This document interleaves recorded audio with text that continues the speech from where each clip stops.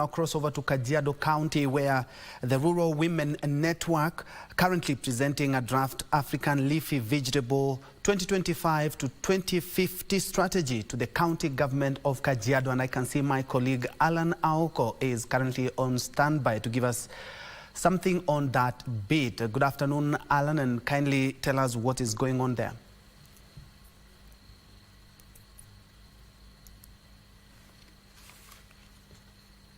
About Kajiado County, I don't know what comes to mind. You'll probably think about pastoralism and livestock and a lot of that going on. But what if I told you that Kajiado is trying to diversify itself by looking at alternative livelihoods? We are talking about African leafy vegetables. These are those common vegetables that you may call kienyeji, your cowpeas, your tereres and all this. But we needed to come here and find out what exactly is happening in this county and who are involved in trying to develop this kind of value chain, and what can we do to replicate this not only in Kajiado but the rest of the country. I'm joined here with the CCM for Agriculture here at Kajiado County, Dr. Achola Jackson. Welcome to this broadcast. Perhaps you can tell us more about this new strategy that is being advocated for. Tell us about how the county is trying to replicate this in the 5 sub-counties, and what are some of these challenges we need to overcome to bring this to fruition. Just come. Yeah, my name is Dr. Jackson Achola. I'm the CC in charge of Agriculture, Livestock, Irrigation and Fisheries. Today we are actually working in conjunction with the African Network in the development of what we call the African leafy vegetables. The African leafy vegetables are actually the local vegetables, which are actually very important, not only actually in nutrition, addressing the issue of nutrition, food and nutrition security, but it's also actually income generating. As a Kajiado, I'm sure is known it's known for its livestock productivity, because the livelihood depends on livelihood. Livestock as a source of livelihood. But due to the climatic changes which have occurred in during the last 3 or 4 years back, we are actually looking at it how we can improve the livelihood by diversifying the source of income. African leafy vegetable is where we'll not only be in addressing the issue of food and nutrition security, but we are also actually addressing income.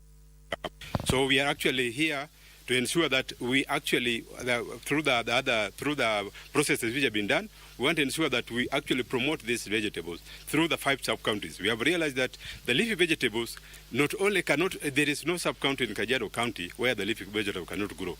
And we actually targeted the women because women, we have realized the women are actually at the base of the household. So we are saying that we want to work through the women groups to ensure that actually we promote the leafy vegetables. As a county government, we actually making a commitment through this strategy that we'll actually set aside funds to ensure that we actually promote these leafy vegetables for the source, not only for the Kajiado, but we also target to ensure that we also import so that we can increase our income. And what are those immediate challenges that you'd like to overcome this into fruition? Of course, there's maybe 1 or 2, maybe capacity building. What is the county doing about that? We are aware that people have not realized the benefits of this leafy vegetable.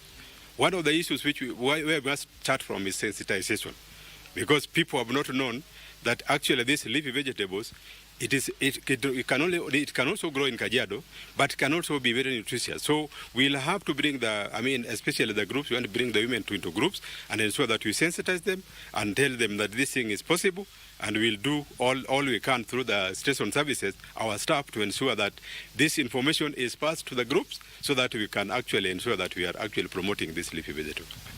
Thank you very much, Waziri, for your time. We want to also get an opinion from the Rural Women Network. And let me bring in Madam Pauline from the Rural Women Network. Tell us why this is important and why this is justified at this time, briefly. Thank you very much. My name is Pauline Kariuki from Rural Women Network. I would say this is very important for me because, like Waziri has said, it's about women.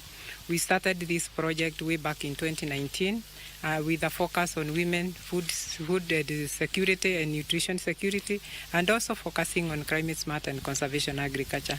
So we are looking at the economic empowerment of the women. We are also looking at the nutritional needs for the women. So it's very important for us. And perhaps what are you encouraging your members, because you're a membership group as well? What are the members telling you, and how are you encouraging them to quickly overcome these challenges that are appearing in our communities when it comes to food resilience and security?